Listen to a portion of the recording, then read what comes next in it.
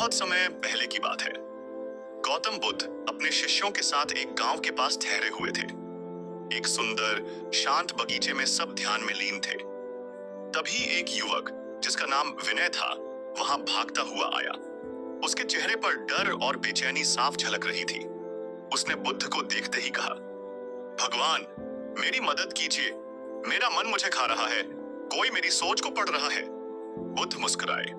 उन्होंने उसे ध्यान से देखा। बैठो विनय, बुद्ध ने शांति से कहा।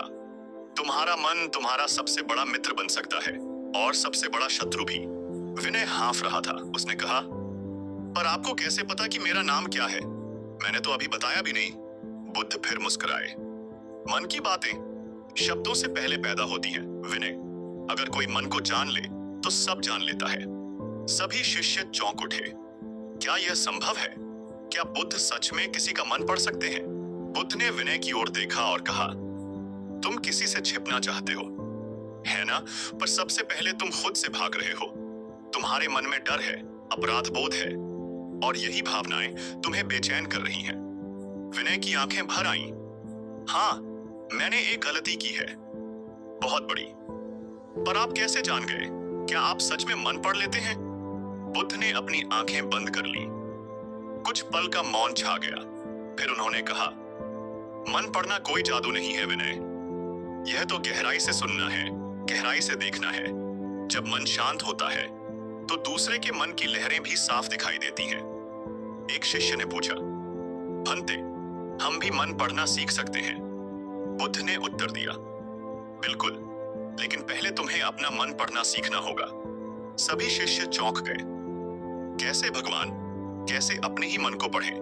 बुद्ध बोले, तुम सुबह से लेकर रात तक जो सोचते हो, क्या उसे देख पाते हो?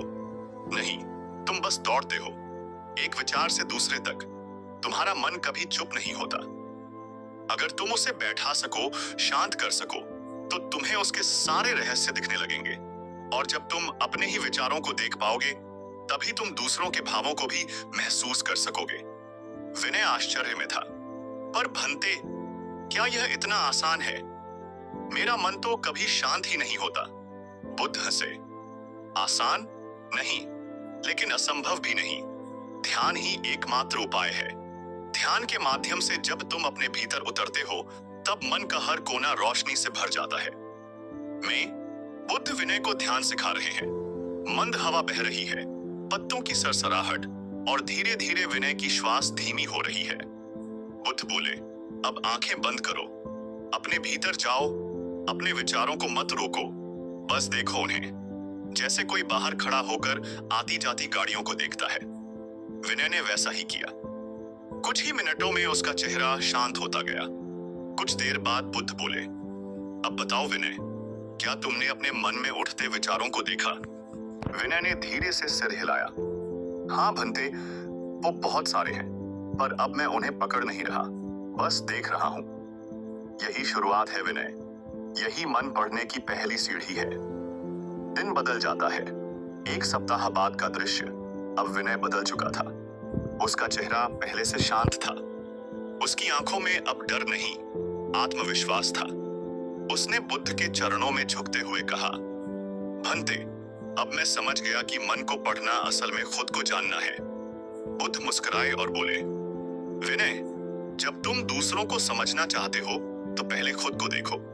जब तुम जानना चाहते हो कि किसी के भीतर क्या चल रहा है, तो पहले अपने भीतर झांको।